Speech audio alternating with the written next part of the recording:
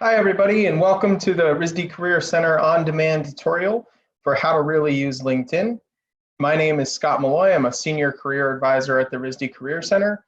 And what we're going to be talking about today is doing a real deep dive into how to use LinkedIn. So that's going to include why it's worth a platform that's worth using in the first place, how you can create a really compelling profile to showcase yourself to employers and organizations, how to use targeted searches on LinkedIn to really find meaningful and worthwhile connections to both alumni and just in general creative professionals across the world of art and design, how to access groups on LinkedIn, as well as how to do some really cool and fun targeted research of organizations and companies as well, all a part of the LinkedIn platform.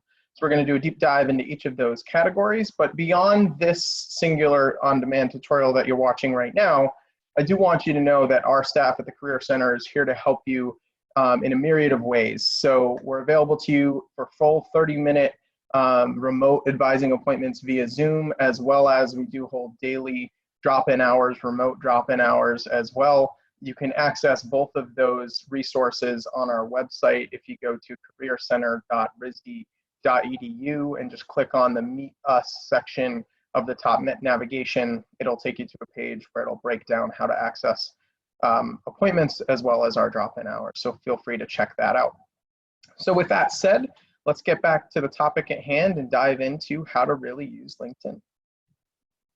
So as I mentioned before, I'll just kind of quickly reiterate, these are the main things we're going to cover today that you're seeing on the screen. So we're going to talk about why more than ever, now more than ever with COVID-19 and the impact that that is causing across the world, why LinkedIn is a really valuable tool now more than ever.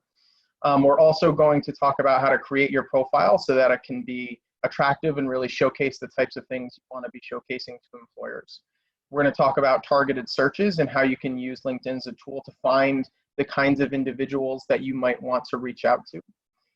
We're going to also talk about, once you've found individuals, how can you appropriately and effectively engage them in networking conversations? So what are the types of things that you should be saying? What's the etiquette around reaching out to people that you don't know well or don't know at all? So we'll do a talk on that as well. How to grow your network by joining relevant LinkedIn groups. Groups are one of those features on LinkedIn that are sort of under the radar. Not a lot of people know about them, but they have a lot of value to them once you know how to use them. And similarly, how to research organizations and find organizations on LinkedIn, and how you can use company pages to your advantage. So we'll talk about all of that today. So starting off with, why should you be even using LinkedIn? I think a lot of people have this general idea. They've heard of LinkedIn, maybe they even started a profile, but they don't really know what to do with it past that point. They sort of know they should be on it, but they don't really know why or what that really means. So I think talking about what value this platform brings is really, really important. So first, some just numbers and statistics to help you see kind of the value of this platform. So for one, it's massive and it's worldwide. So there's over, and as of today, this number might even have grown since the last time I checked, but 660 million members are on LinkedIn in over 200 countries. Oops, sorry about that. In over 200 countries. So it's a massive network. Many professionals are on it.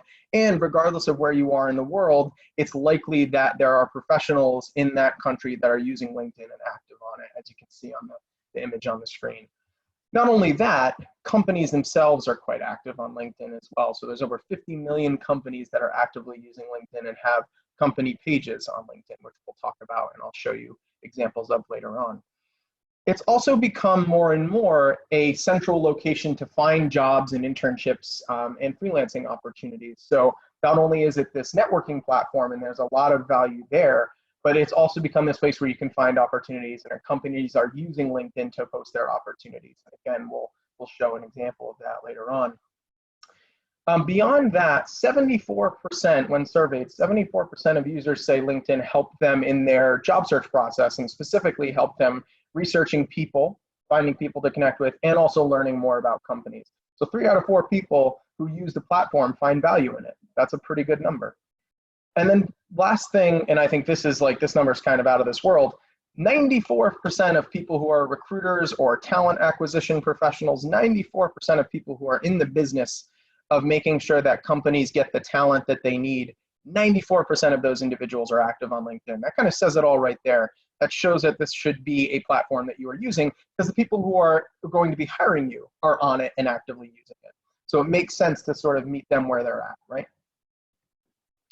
Beyond that, then there's this sort of idea of like, okay, LinkedIn is this massive platform that maybe I should be getting on, but then it's a sort of broader principle of why networking is important in general.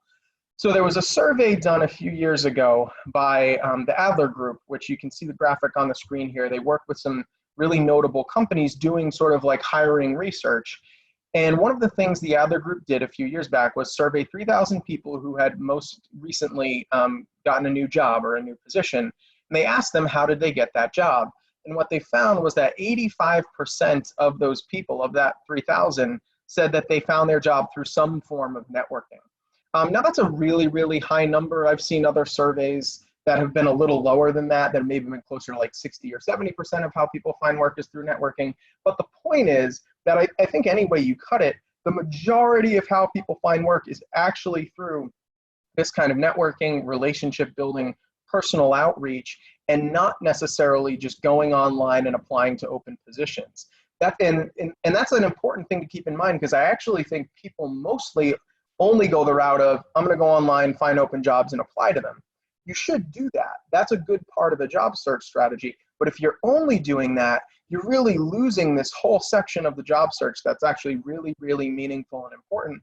And statistics prove, as you can see on the screen, that it's actually a really successful way to find work. So once we've sort of come to understand, like, okay, seems like LinkedIn's a good platform for networking, and networking seems like it's an important part of what I should be doing, the next step is like, okay, how do I effectively use LinkedIn, right? And it makes sense for us to kind of start with, let's start with what's in your profile. Let's start with what makes an effective profile, because that's your first impression on LinkedIn. That's what everybody's going to be looking at. It's going to be the first thing that they see. So it needs to be effective. So to illustrate what goes into an effective profile, we're actually going to use this one real RISD example. So an alum, Nicholas Cole, who's an alum from illustration, who, as you can see from the screenshot here, is a freelance character designer and illustrator, and he's been a really successful freelancer as well. So this is not to say that Nick's profile is necessarily perfect, but he's doing some really, really good things that I think we want to reference as we go through and look at what makes for an effective profile. So first things first is a headshot. So I really do encourage people to have a headshot or at least some kind of image in the section of the profile where they allow for that picture to be shown. I do recommend a headshot. That's typically what people do.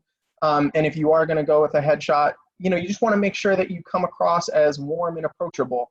And I think Nick's is a good example. He's happy in this photo. He looks friendly. It looks like somebody I'd want to work with or I'd want to hire, right? So you just want to make sure that that photo is coming across as, okay, this is somebody who I'd like to spend time with, right? Because at the end of the day, that is what it's about. If somebody's hiring you, they're going to be spending time with you. So that the psychology of that, you want to make sure you're paying attention to it.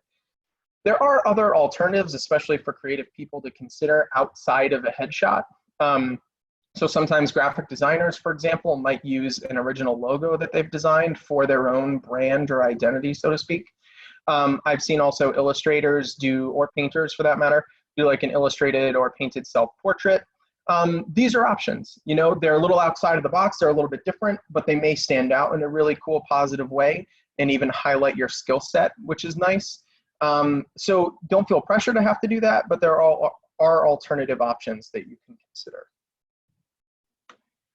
Next, as we move down the profile, you'll notice that we've got Nick's name here, but then beneath that, there is the tagline. And what a lot of people don't realize is that you, as the owner of your profile, you can actually control this. You have total control over this. So this can be, and oftentimes is, somebody's current position, their current position that they're working on. So like for mine, for example, mine is Senior Career Advisor at Rhode Island School of Design. But it doesn't have to be that. And you can totally control this and make it what you want. So the reason I say that is because your current job may not reflect the job that you want to do, right? So I think sometimes people might put something like, oh, I'm the woodshop monitor for RISD ID. And while there's nothing against that position, that may not be what you want to do long term. That may not be what you want to do after you graduate. So it's really, really important that you know that you can make this what you want to make it, and you can make it aspirational. So for example, you could think of something like, well, I know that I want to be sort of a variant or multidisciplinary designer and maker. Like, that's the way I want to position myself professionally. So that's what I'm going to make my tagline. Or you could make it a little bit more kind of present to what you're doing, but at least be specific. So instead of just saying, I'm a student at Rhode Island School of Design, be specific about what you're studying. So say I'm a sculpture student at RISD or a sculpture student at Rhode Island School of Design. You can also make it so that there are multiple roles or specialties included, and this is kind of what Nick's doing in his profile, where he wants to be known as a character designer and an illustrator. So he's kind of chosen two different focuses he wants his audience to know about. Another example that you're seeing on the screen here is, well, maybe you're an architect and an interior designer. You sort of want people to know that you have both of those skill sets within the world of spatial design and architecture. So there's lots of different ways you can approach this, and you shouldn't feel limited to just choose whatever your current job is. As we move on down, excuse me as I drink some water. As we move on down, you'll notice that the next section is a summary section. So what you're seeing here is really kind of a blank slate. It's a blank canvas where you can more or less write and include whatever you want. Here are some suggestions for what you might include though, because this is going to be seen high up on your LinkedIn profile page. You do want to put some attention into like, okay, this should be a catching summary of what I can do both verbally and visually. So for the verbal part of it, I do recommend that you highlight maybe 3 to 4 of your key skills or abilities. Make sure that when somebody reads this, they can identify the 3 to 4 things that you do really well, your 3 to 4 most marketable skill sets, so to speak. So in this example, what you're seeing highlighted on the screen is Nick is saying how he loves and is good at comics, character design, cover art, children's book illustration, and then he kind of throws in that he even does a little bit of voice acting on the side. So he's highlighting some of his creative strengths for us there.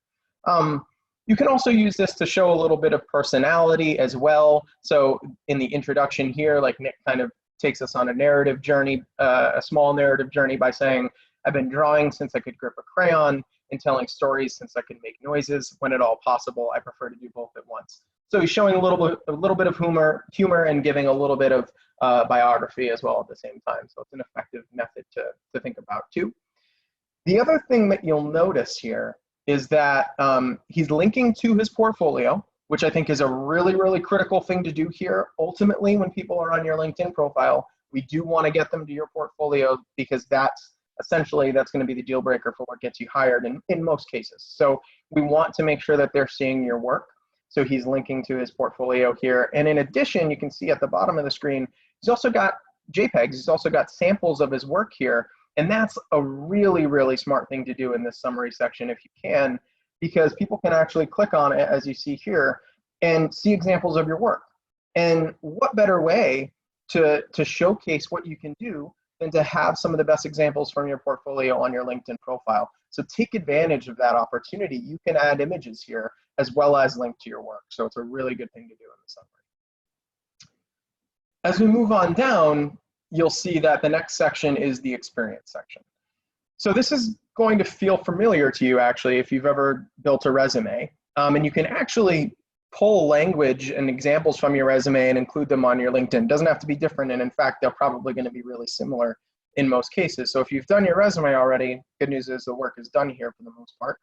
But if you haven't, or you want to just kind of refresh the content, you want to make sure that you're describing content, you're telling kind of the short story of the experience in maybe 3 to 4 lines, roughly speaking, that you're using active language like created, designed, fabricated, managed, active verbs that get to the core of what you were doing in that experience, for example.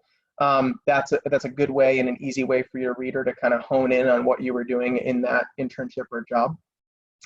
And as we were showing with the summary section, you can also showcase images of work even within experiences. So you can kind of see how Nick is doing that for each of these experiences he has listed. He's also linking to the work or giving you the opportunity to click on and show the work. I also think that's a nice little bonus feature if you can do that as well. Here's something about LinkedIn that's really unique to LinkedIn and is such a cool feature if you can do it. So I'd look into adding this if you can, and that's recommendations. So what you're seeing on the right side of the page here is a list of Nick's recommendations. So what he had done is he had reached out to people that he had worked with before and asked them to write a brief recommendation that would then be added to his profile. And it's actually this entire section of your profile if you take advantage of it. And so you can see he's got the design manager at Netflix, the art lead at Riot Games, a lead animator at Arcane Studios, so on and so forth, vouching for his creative ability and his talent and what it's like to work for him. So it's a really, really amazing thing, because if you kind of think about this from the perspective of somebody who's going to hire you, if they can go on your profile and see that you've worked with other professionals and they had a good experience working with you, that makes them much more confident about hiring you as well. So it's such a critical feature that you should try to utilize it. Now, keep in mind, Nicholas has been working as a freelancer for many years now, so he's got a lot of recommendations. You can start small, you know what I mean? You don't have to have 5, 10 of these. One of these is even great. So if you can get one, if you can think about a past internship that you've had or a past job that you've had, and you can ask your supervisor there to write a recommendation for you on your LinkedIn profile, it's a great addition. Next up on the profile is a skill or endorsements, well, skill and endorsements category. So skills category, similar to, again, what you might see on a resume. And you again, if you've constructed your resume, you can kind of use that as a base or a foundation for what you might include here. But you can kind of think broadly about it, right? So you can think about those skills might be art and design related, what you're learning through Studio, for example. Software and technical skills. So, you know, think about rendering software, think about the Adobe Creative Suite, think about any coding knowledge you might have, so on and so forth. Specific techniques and tools.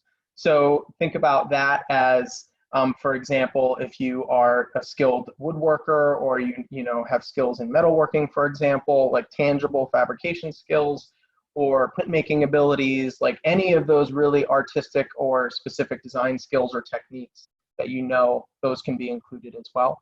And then you can kind of get beyond that into the less tangible of like administrative and organizational skills or soft skills, like your ability to collaborate or be deadline driven, things like that. Be robust here. You know, you can add a lot here because different from a resume, you're not really limited to space. You know, you don't have to worry about it being on one page. This is a web page, so it can kind of go on into infinity in theory. So what's nice is you can add a lot here. And I actually think that is a good idea because recruiters do search by skills. They actually have an ability on LinkedIn to go in and say like, oh, I need somebody who's a strong concept artist, and they can search by that keyword. And so if you have that in your profile, you'll then show up in their search. So it's better to have more than less in this scenario. And then you'll notice on the screen highlighted as well, people can endorse you for your skills. And that's a nice little added feature as well, where people can, whether it's faculty or your peers at school or other professionals, can sort of vouch and say like, yes, you are a strong illustrator or an animator or whatever it may be. And that just is added weight to that skill and helps sort of have it have validity when other people are looking at it. So the way endorsements work on LinkedIn is that if you endorse other people, they will be sort of invited to endorse you. So it's sort of reciprocal in that way. So that's the way you can try to entice other people to endorse you. So those are the key elements of the profile. And of course, you know, as I noted before, if anyone listening to this wanted to have us review their own LinkedIn profile, that's a great thing that we can do in an appointment, and we can kind of personalize it a little bit. But those are the key areas that as you're working on it and building it, you can be paying attention to. To try to move on now, the next step in this is really, once you've established your profile and you feel good about that, you then want to move on to the next step of like proactively using LinkedIn to find people to reach out to and connect with. And I do want to just take a note before we kind of dive into this. I did say at the beginning, like now more than ever, LinkedIn's a really important tool. And I think this is one of those things where, you know, because of the impact of COVID-19, you know, today as we're doing this, it's sort of a little unclear what the economy is going to look like in the coming months. And that's a little bit out of everybody's control. And that's a bummer. But the flip side of that is there are things that you can control. And I think how you build your network and how you build your community outside of RISD, outside of your current classes, is one of those things that you can control and actually is likely to have real impact on you being able to find work post RISD. So I think this is a really, really valuable and important thing you can be doing right now, regardless of what the hiring market looks like.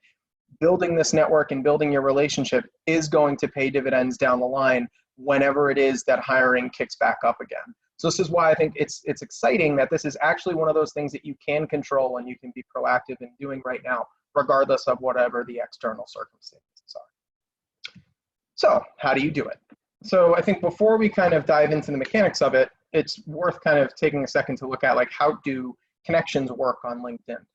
So on LinkedIn, your network or connections are sort of broken down into kind of three different categories, really four, but three main ones. So there are different degrees of connections. So a first degree connection is people you're directly connected to, like they are your one-to-one connections on LinkedIn. A second degree connection is people you are connected to through your first degree connections, right? So essentially you're connected to somebody, and then a second degree connection would be somebody who's connected to somebody you're connected to, but you're not connected to each other, okay? And then the third degree is essentially kind of the next layer of that. People who are connected to your second degree connections. Kind of outside of all of this is this idea of groups. And we're gonna talk about groups a little bit more later, but groups are really a cool feature on LinkedIn because if you join a group and you share a group with another LinkedIn member, you're automatically considered a part of each other's network because you share that group. And that actually is helpful when it comes to using LinkedIn and building your network. So we'll talk about it in more detail, but that's kind of another layer of connection that's helpful to keep in mind. So there's a couple of different ways you can start to find individuals on LinkedIn. And so I'm gonna really focus on two main ways that I think are both pretty easy, but amazingly effective. So one is to be able to see at the top of your LinkedIn page that there is this search bar that you can access. And if you click on that search bar, it then brings you to this other page where it gives you the opportunity to add filters or select all filters. And you wanna click on that. Because what that offers you is, as you're seeing on the screen right now, is that offers you a lot of different options and a way for you to get really nuanced with your search criteria in really kind of fun and cool ways. So the main ways that I would recommend are these subcategories here that you're seeing on the screen. So the ability to search by school, for example, finding RISD alumni as you're seeing highlighted there. Location, so if you have specific countries or cities that you're interested in working in potentially, you can also search by location.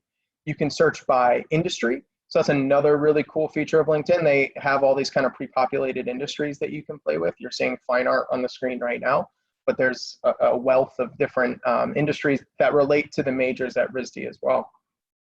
Keywords or job titles. So if you wanted to look for people just with the job title of art director, let's say, or industrial designer, or fine artist, whatever you wanted to do, you could also filter by those categories too.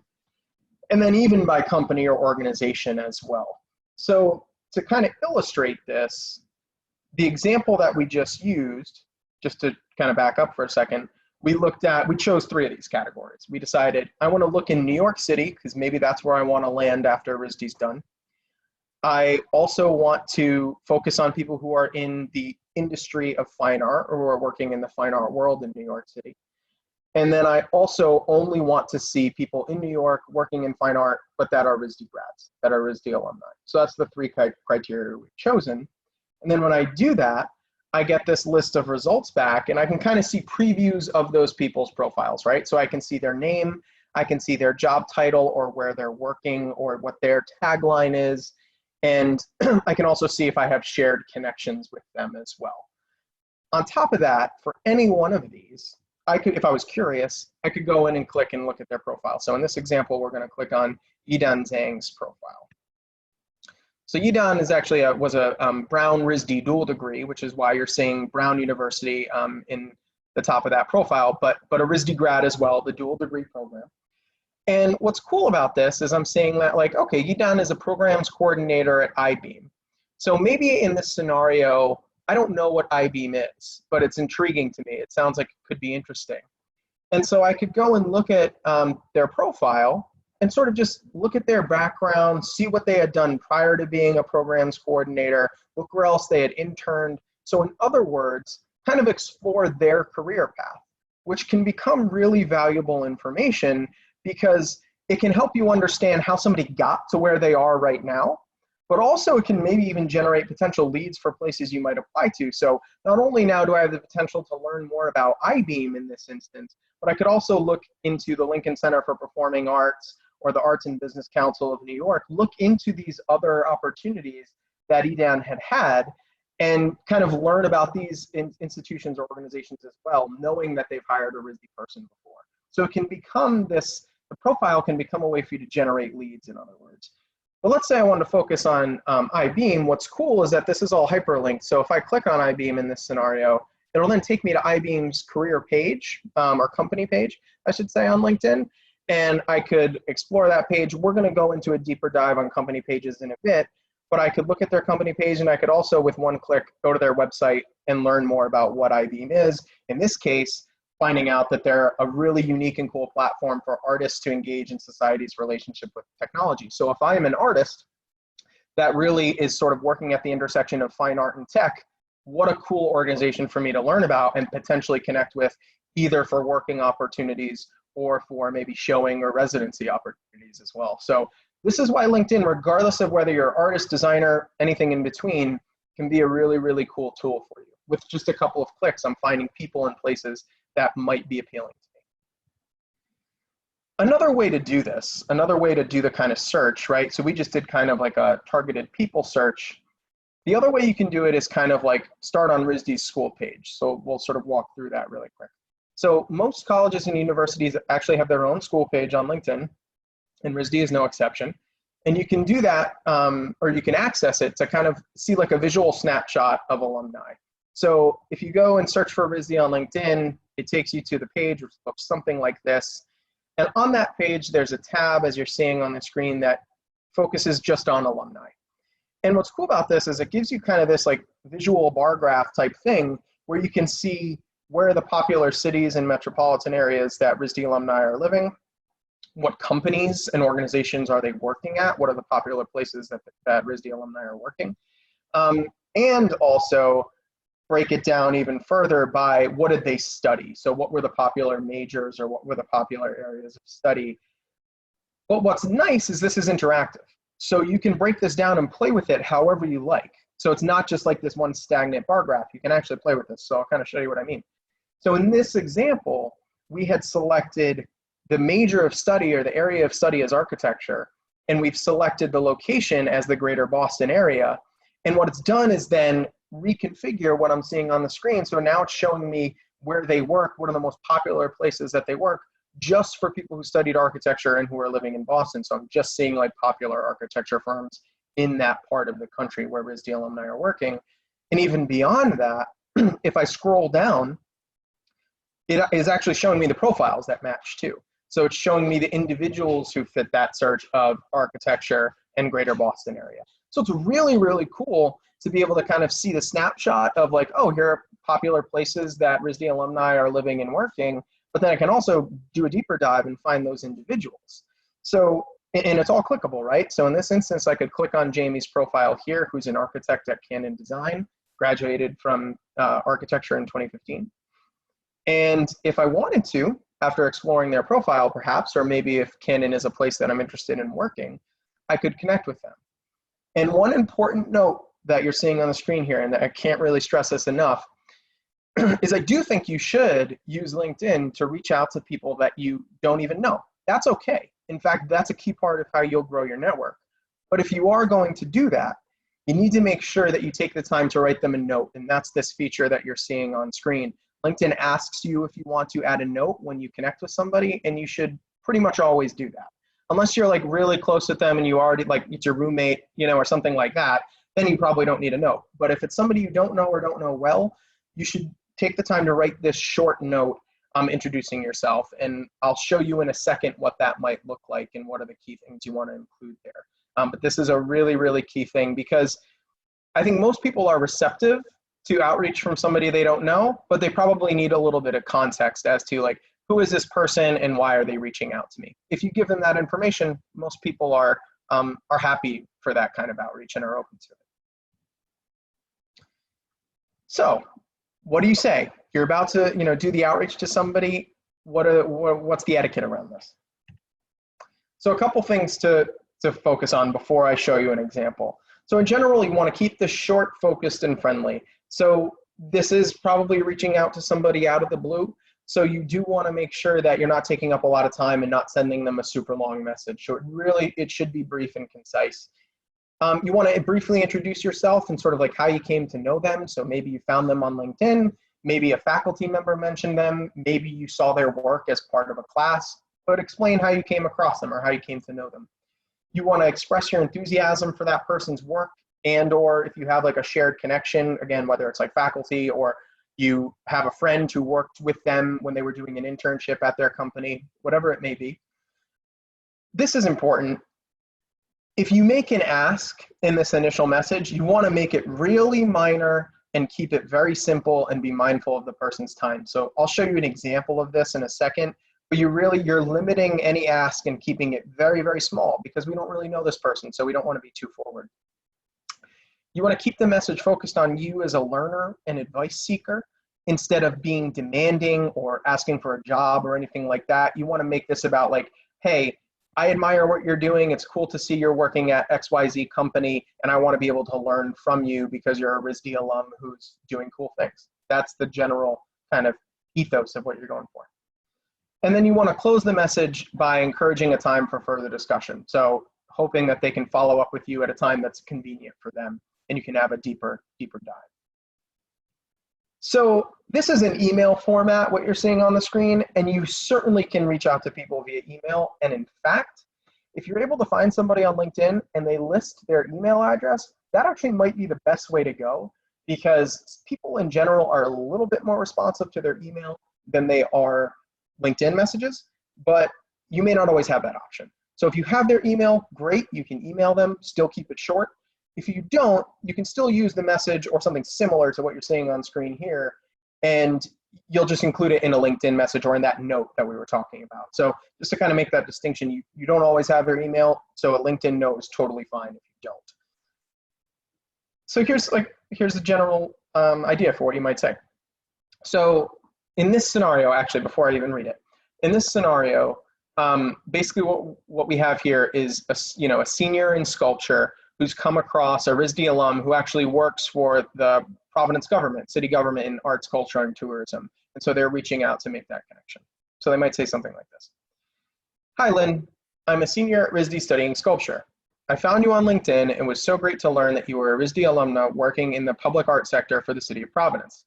Most of my work involves interactive installations that engage the public and encourage a sense of community. I would love to connect and chat with you more sometime about creative placemaking and your role at Providence Arts, Culture, and Tourism. I would love to find ways to help achieve your goals and collaborate. Best, Ramel Rollins.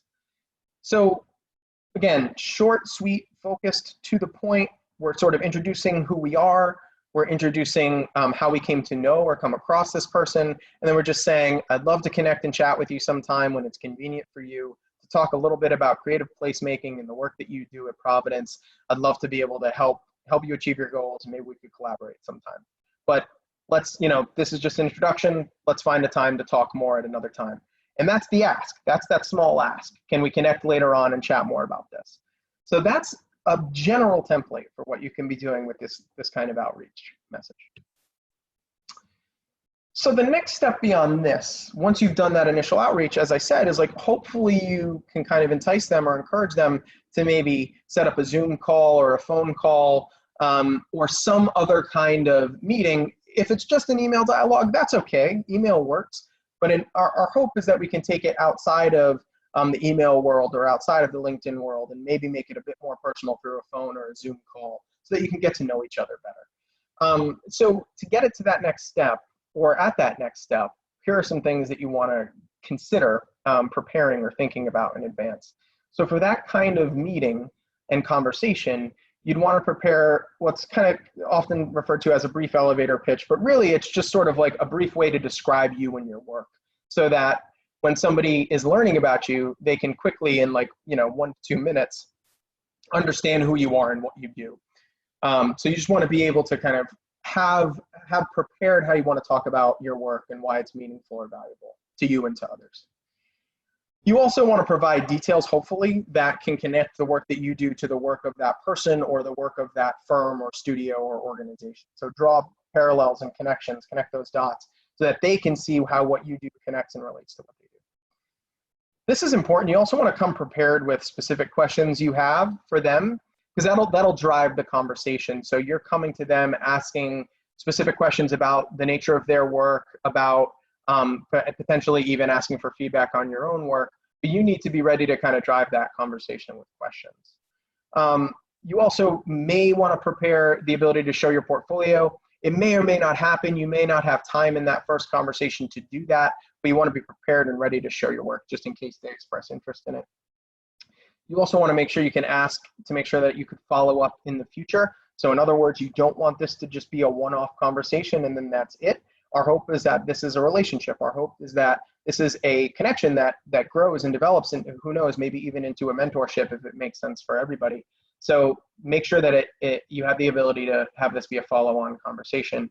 And then related to that, you can also ask them if there are others that they suggest you reach out to, whether that's other organizations or other people that they know that they think would be good for you to get advice from. And I mentioned you'd want to have questions to have ready to ask them. Here are some examples on the screen that you can think about bringing to that meeting so that, again, you're helping to drive the direction of the conversation. I'm not going to read these out loud, but I will give you a second to kind of absorb them.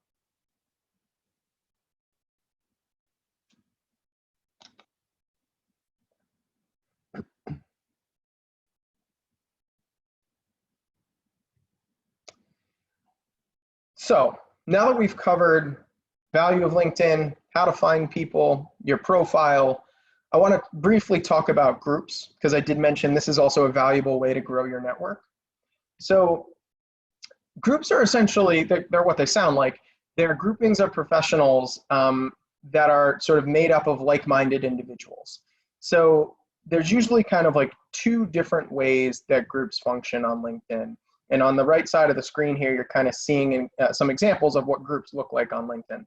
So usually the 2 categories of groups that you see are either school-related groups, meaning like alumni groups. You can kind of see at the top of the screen here, the Rhode Island School of Design alumni group, which we're going to talk about a little bit more in a second. That's an example of an alumni group.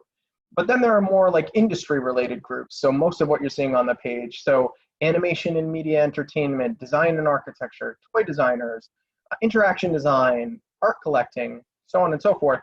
These are groupings of professionals that share a common industry or a common career interest. So those are usually the 2 different kinds of groups that you find. Now here's one of the coolest aspects of groups, and I mentioned this earlier, but I'll reiterate it. If you join a group, you automatically, as soon as you're accepted into that group, you automatically now have connecting access to all members of that group. So if you join a group with 100,000 people in it, your network is now 100,000 people bigger on LinkedIn instantly, just like that. So finding groups that are relevant to your interests, joining them is an amazing way to really grow your network almost instantaneously. And it's likely that that growth, it's not just going to be pure numbers, right? It's not just about like, no, great, I have 100,000 more people in my network. No, it's you have 100,000 more people that are similarly minded, connected to the same career interests, working in the same industry as you. That's the real value. It's like not just numbers, but it's the value of the people as well, or the likelihood of the value of the people in that group. So I do want to just kind of like show you real quick how you could kind of reach out and access and find groups. So if we kind of zoom ahead a little bit, for one, there's the RISD alumni group that I mentioned. So this is the largest group that's on LinkedIn for RISD alumni. There's over 9,000 RISD alumni that are active in it. And that number actually represents 1/3 of all living alumni. So it's a significant chunk of the amount of RISD that are on Earth, which is pretty cool. Now, the thing to know about this is it's an unlisted group, and that's an intentional choice. We make it private so that not just anybody can join it.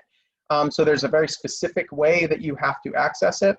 And the way that you would do that is you would go on to our website, careercenter.risd.edu. there's a section of our site called networking. You'd go to that page, and on that page, there's a link to the alumni group, which essentially acts as sort of like an invitation. If you click that link, you're then invited. Somebody will review your profile to make sure that you are indeed a RISD student or alum, and we will accept you. So I kind of just said it, but just to make it clear, you can join this group as a student or as an alum. You don't have to wait until you're alumni, so you can join it right now if you are a student listening to this. And I would recommend that. Beyond RISD-related groups, finding industry groups probably is going to function a little bit different for you. So you can kind of see on the right side of the screen, what I recommend is just start playing with keywords that are relevant to the industry that you want to work in. So let's say you maybe aspire to be an art director, or you know that as a graphic designer or illustrator, let's say, that connecting with art directors is going to be important for you. It's going to help advance your career. You could type in art director into the category, into the search bar here, and it'll sort of prompt you to say like, oh, do you want to see groups related to art directors, or art director in groups, as is highlighted there? And you could click on that, and it'll show you art director related groups. And the one at the top that's highlighted there is called graphic designer and art director. And it gives you a quick little description. It says, essentially this is for people who are involved in graphic design, branding, typography, hand lettering, consulting, illustration, design, etc. So you can kind of get a sense like, okay, does this seem like it might be a group that might be a good fit based upon the nature of the creative work that's happening? And not only that, the other cool thing to notice with this group is it's also showing me how many members. There's nearly 200,000 people in it. So it's a fairly large group. So that might be a good reason to join. And you can also go in and click and get a preview of those nearly 200,000 members and see who they are, where they're working. And in this instance, I would probably join this group if I was a graphic designer or illustrator looking to connect with art directors, because it's likely that it's going to provide me the opportunity to find those types of individuals. And it's also, like I said, instantaneously going to grow my network of related or relevant people just by clicking and joining that group. So this is an example of how you can use groups on LinkedIn. Pivoting now to I think one of the more underrated aspects of LinkedIn, but it's actually what's great is it's actually really easy to use and super valuable. And that's the ability to do kind of like company research or organizational research on the platform. So as I mentioned at the very beginning, there's over 50 million companies on LinkedIn that have company pages.